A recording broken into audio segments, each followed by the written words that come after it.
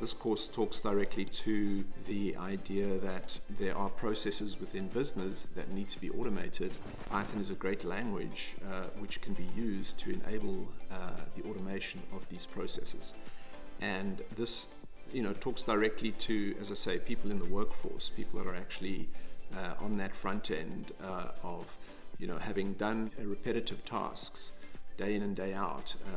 Once they get to see that you can actually hand over a lot of these tasks to a programming language and build a language which can actually automate these processes for you, it frees up your time. So it's not about necessarily looking to replace human beings in the workplace. It's about to try and augment their skill set and to make them stronger by leaning on machines to help them automate, so that you're actually more productive in the workplace and you can do more, basically, and you can learn more as well. So you may have the opportunity to go into different franchises within a business and learn new stuff so that your career path actually becomes more exciting.